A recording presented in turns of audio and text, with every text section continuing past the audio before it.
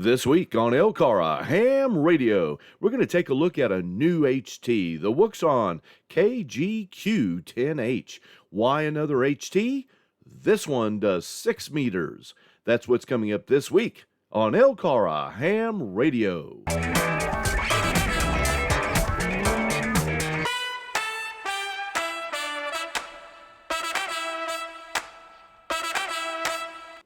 Well, as many of you know who follow the show, we've got a 6-meter repeater online, and we actually installed it, tested it out, and it was working great. But I didn't have anything to hit the repeater. I mean, I have HF radios, but I thought, I don't have an HT that does 6 meters. And I started looking around, and it's kind of hard to find a radio that does 6 meters. But in comes buytwowayradios.com, and they actually have the Wouxun KG10Q, or KGQ10H. I always get the name wrong. But you can see we got the antenna up. Now, it's not way up there on the tower yet. We're just testing things out. But I didn't have an HT to even test it out on. AC4DM, our club president, he's got an older radio that he was able to test it out on, and we know it works. So I thought, I'm going to go ahead and grab a radio. But looking around, not the easiest thing to find. So I went to buytwowayradios.com. Now, I had seen another YouTuber actually do a review on this radio, so we're not going to test its power or anything. He's already done that. But I thought, let's go ahead and buy one of these and review it for the channel. Now, I'm not a big, let's unbox it and see what's in the box kind of guy. But at the same time, I thought, why not pull this out of the box and let's see what comes with this particular HT. So it's at this point we pulled out the user manual, the base to help charge it. It's got one of those useless little, keep it attached to your wrist kind of straps. We've also got the screws and whatnot for the belt clip. It comes with 2 antennas. Now, for those of you that have been around radio for a while and the older 6-meter radio, sometimes there'd be one antenna and then you would just screw on an additional coil to get the 6 meters. But this actually runs 2 antennas. There's the power adapter. The belt clip is down below. And we'll leave that off for now. And then we've got the radio itself. So now we can take a quick look at this radio. Now I got the red. It actually comes in red, green, blue, and all black. At various times, you may find one or another of those colors is not in stock, but at the time of this recording and when I purchased the radio, I thought I'll get the red one because it'll stand out a little bit better. It's not a bad-looking radio. It's also IP67 rated. So IP67, you're not going to dunk this in water, but it should be able to handle the rain and dust and so forth. And just the little use that I've had it so far, the buttons are nice and squishy. So I've got it outside here. I wanted to see how well the screen will actually display on camera out here in not direct sunlight, but indirect. And you can see this screen shows up really well. This radio has a nice backlight display and pretty good pixel depth as well as far as the number of pixels. So it displays really nicely. You can see the buttons here on the left. You've actually got 2 push-to-talk buttons. We'll cover that more here in a minute when we go into the shack. We've got the buttons on the front, and then we've also got a USB port on the side, and we'll talk more about that also a little bit later. So here we can see I'm just adjusting it just to see how well I can see the display. Well, here in this segment, what we're going to do is take a look at some of the programming and menus that you have available to you here on the Wouxun. And it's not too bad. If you're used to a Bofang or an ICOM or even a Yaesu, these menus are going to be totally different than what you're used to. If this is your first radio, you're going to learn this and get pretty proficient at it pretty quickly. But it did take a little bit of effort. The green key, this little green key right here, is kind of like the foundational key for programming because that's how you get into most of your menus. But let's go around the horn here, and I'll go ahead and turn this on so we can see the screen. As you can see, I've already programmed in a 6-meter channel. Let's move off of that and we'll turn down the audio here. There we go. And it's picking up some noise on something. Now I've got actually the long antenna on here. If I bring it into the frame, you can see compared to this one. All right. And the shorter one is going to be your 2 meter 70 centimeter antenna. The longer one's going to be for your 220 and 6 meter bands. So, but anyway, as far as programming goes, you have two areas on the face here, and these are called Area A and Area B. You've also got two push-to-talk buttons over here on the left, and that can be a little bit confusing. You can program all of these buttons here on the left, even the small ones. The small ones are really set up for programming for quick access to scanning and some other things. They are already set for some things. You may want to decide to change those. In any event, as we go across the horn here, if you press the green button, which is again really your menu button, but if you do a short press, you're going to get into a menu that allows you to program the radio for the stations or the repeaters that you want. And you can see here we're on squelch, and you use these two line buttons here, the upper line and the lower line buttons, to go up and down in your menus. And as you go through it, you can see there's 26 of these. If I go up one more, down, I should say, 26, where you can put it in AM mode, and then if I go up, I'm back to number 1, where you can set your squelch.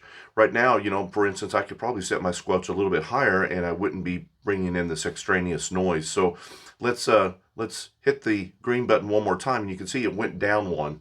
So in that case, I can adjust my squelch now until the noise goes away. Maybe I'm in a noisy area, for instance, then hit the green button the third time, and that will take you out of that menu option. If you come on down there, or go up, I should say, you've got your transmit power. This actually has 4 power modes, and you can see low, medium, and high, and ultra high. And the radio purports to be 6 watts. I think a couple of the other channels that I've watched, HAMRadio Crash Course and a couple others, didn't really get that kind of power out of it, but around 5 watts on some of the bands. Remember, this is a quad band radio, so you're not going to get probably the same amount of power on all of those bands. But anyway, you can adjust the power. So you can see here, you can put it on ultra high, and then hit your green button, and now that is set. Wide and narrow as far as your frequency range within that step. I've got it set up on 5K. I'm wanting to think that it was set up on 5K by default. Then you've got your receive CTC SS tones. Now this would be if you're setting up a tone typically to talk to a repeater. For instance, at our 88 site, the tone is 77 Hertz. Right now, this is receive tone. If we go down one, yeah, receive tone. If you want to set up transmit and receive tones, then you can prevent your radio typically from picking up other repeaters potentially that are coming through due to 2 meter propagation, and you're not only getting the repeater you want to get, but you might be getting others. They're probably using a different tone, and you can set up your receive tone to weed out other repeaters. I have that turned off here because I don't have that problem.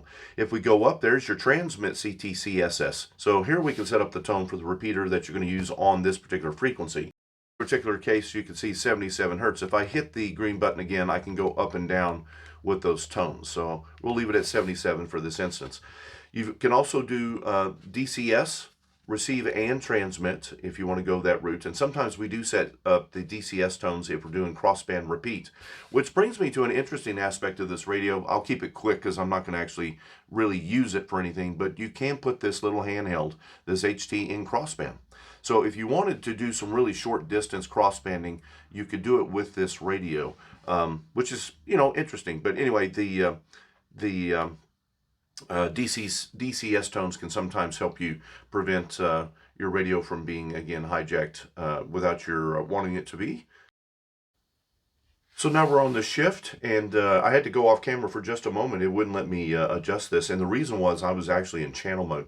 When you're programming the radio manually, if you're in one of the channel modes, like by the name of the channel or by the frequency of the channel, it won't let you go into some of these settings. But if you go into frequency mode, you can do that. So right now I'm in frequency mode, but you can see you can adjust your shift, and you can turn it off completely. For the 88 site, we would do a minus there as well.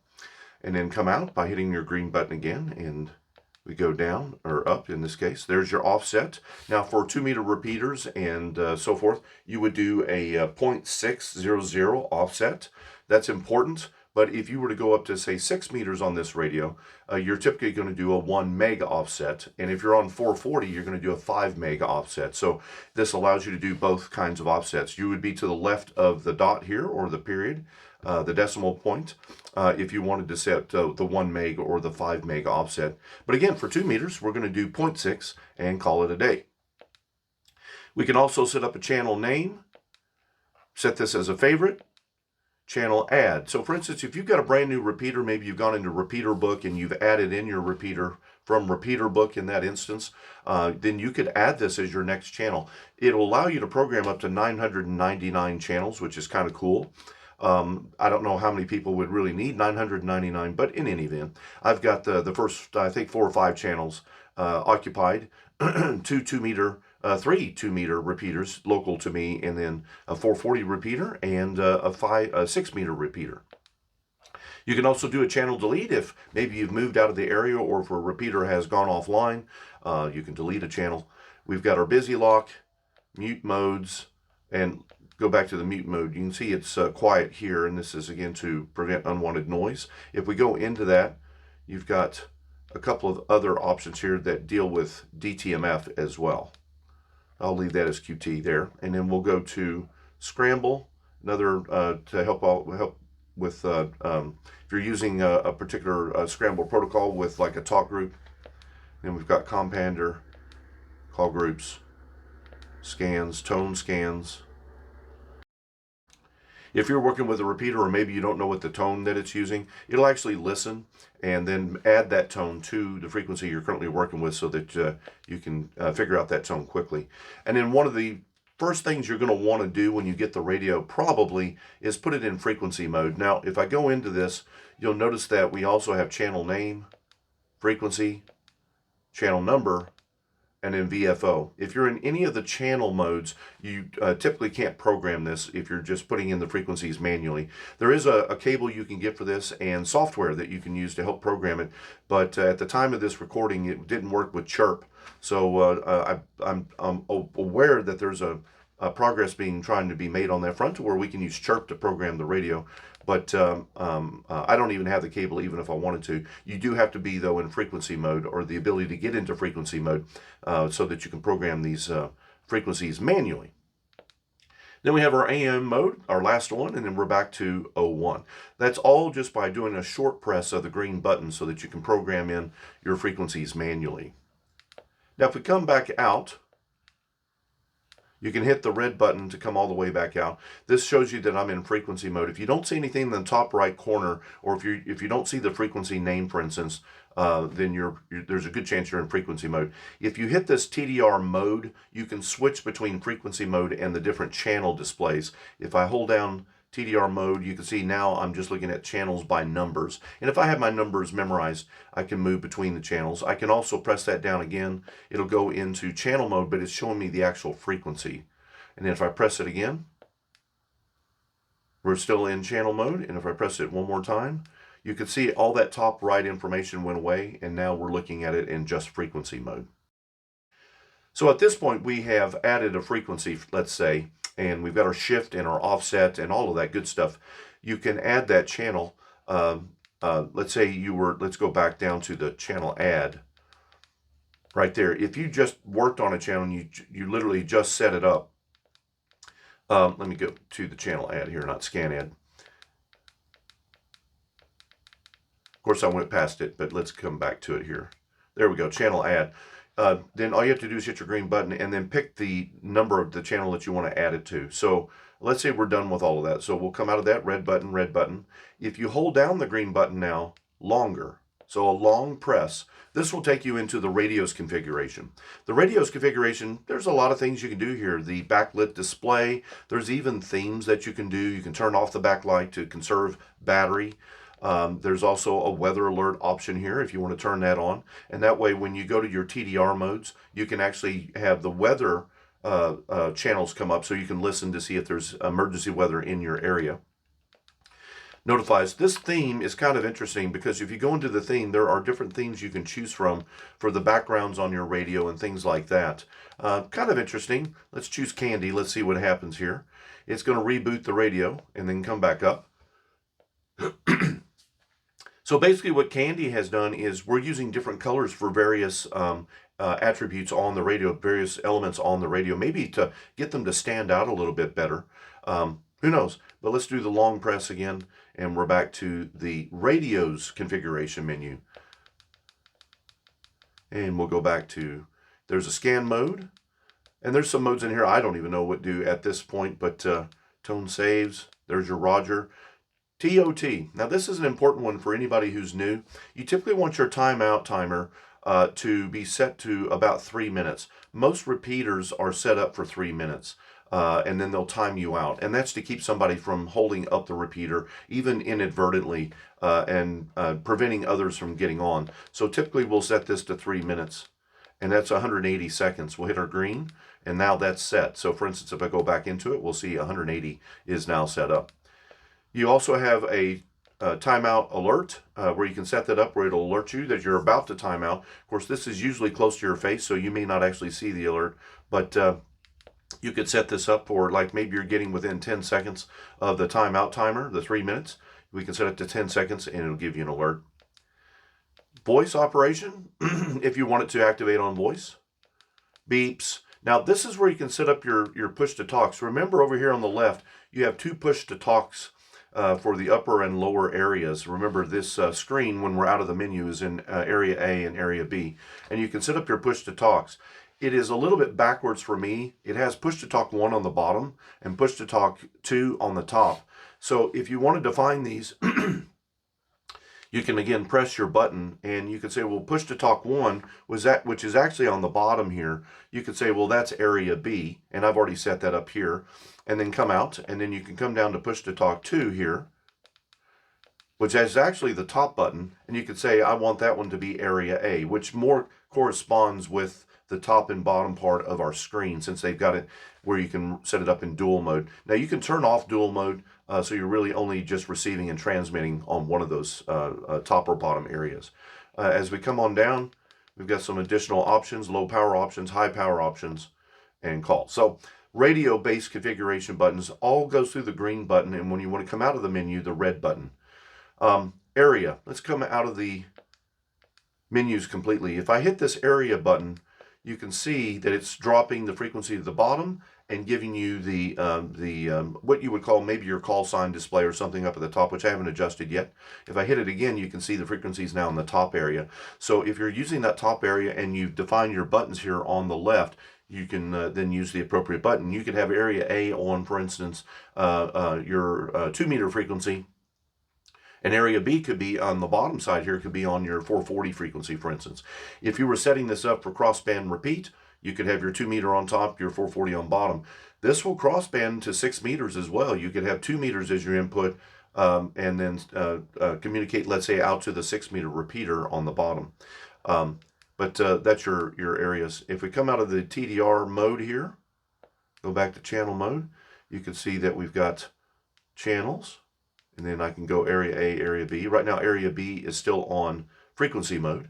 If I hit my TDR mode again, now it's in channel mode. And that way you can switch what mode you want to use depending on which TDR you're using. Now, if I just do a short press of the TDR mode button, I can bring up both areas. And the area that is larger is the one you're currently interacting with.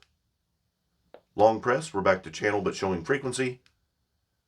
Long press, we're looking at frequency again, channel mode, and then back to frequency mode. Okay. And then you can use your buttons to actually manually go to the frequency that you want to use. Okay. It's real easy to set up simplex here too, is you just won't use a tone or an off shift or offset. So those are basically the buttons here on the radio. The blue buttons can also be used if you go into your menu, for instance, and you press 6, it'll take you straight to menu option number 6. And the blue on the buttons will tell you what feature that will be on the short press menu option. And one last thing is this RPT button down here at the bottom. You'll notice up here in the top left corner now, there's this little circle or loop, if you will, and that's putting this in repeater mode or crossband repeat. So you can set up your area A, area B frequencies, and then by just pressing the repeater button down here at the bottom, you can put it in crossband repeat. If you want to work on the input frequency of the repeater, you can hold down the repeater button. You'll see TKA show up there in the top left corner, and that will be your talk around option, where you can just basically talk on the input frequency of the repeater. Hold it again, and you can go back into what I would consider to be regular mode. And by the way, if you do put it in repeater mode, you're going to see these little speaker icons with the line through them, and that's letting you know you're in crossband repeat. So it's not going to let you transmit on either the area A or area B frequencies here on the radio. Now, out of crossband repeat, we can talk on it all we want. So manual configuration with this is going to take a little bit of effort again if you're familiar with other radios, because it really doesn't adhere to a standard. Wouxun basically has their own standard, if you want to call it that. And so it's going to take a little bit of kind of playing around with the buttons and reading the documentation. You can download a PDF version of the user manual, which is what I typically use instead of using the booklet, because it's just easier for me to work around. But that's basically getting around the radio. Up here on the top, we also have our little orange button, and your orange button can be set up to where you can maybe listen to the radio or something here on the top side. And if you press it again, you can turn that off. You can also put a display message up there at the top where in the blue band on here, the radio, which I haven't set up yet. And if you hold it down, you can turn on your light. So if you need a little bit of light someplace, you're reading a map or something like that out in the dark, you can turn on your little light, and then long press will turn it back off. We got our volume knob up here at the top, and then you've got the knurled knob where you can change your frequency or your channel. And that's basically the radio as far as the buttons go. And then one last thing, since we're here, we saw this off camera a little bit earlier, but this is basically using the same SMA here. You've got your SMA female, male, and on the antenna, similar to the Baofengs that are out there. So again, the longer antenna is your 6 meter 220. And if you look on the very bottom, it'll tell you, it's a little bit hard to read without a lot of light, but it'll tell you which frequencies this is good for. Same goes for the shorter antenna. Now, this one does actually say high gain on one side. I don't know if that's going to come up on the camera very well, but you can see high gain maybe there. And that'll be your 220 70 centimeter antenna.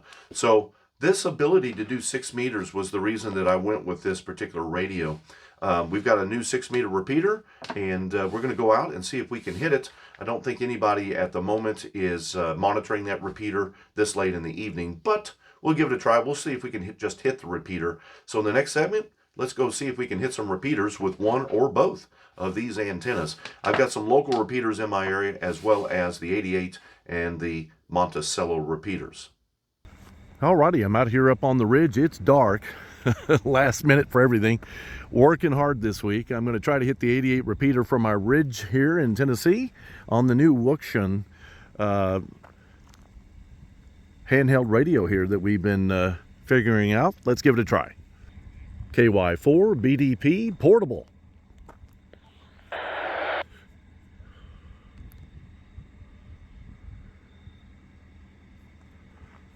So I did hit the repeater, that's good. But whether or not I'm getting into the repeater is another question. Strong enough signal. Let's test the, let's see what signal strength or power I'm using.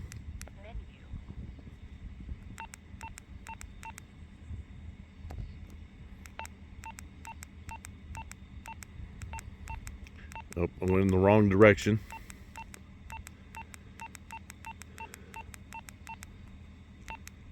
Yeah, I'm using what they call ultra power, so.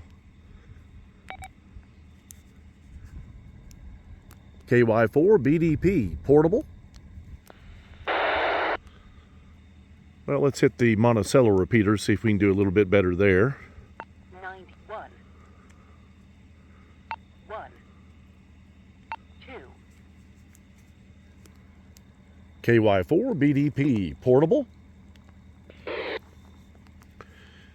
Tough thing is with the handhelds, it's whether or not I have enough power to get into the repeater. I may be able to open it, but it may not be enough power to send my audio. And I've got the wrong antenna on right now for 6 meters.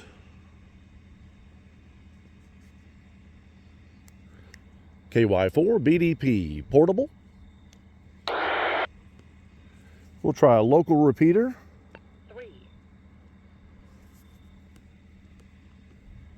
KY4 BDP portable testing. K-O-4-L-F-R. Full scale. Of course, this repeater is only 3 miles away. And we may not have anybody listening at the moment, but I'm definitely unlocking the repeaters from this location. I'm 35, 40 miles away from the 88. Let's try one more repeater. 4. KY4 BDP portable testing. Full scale on the way back.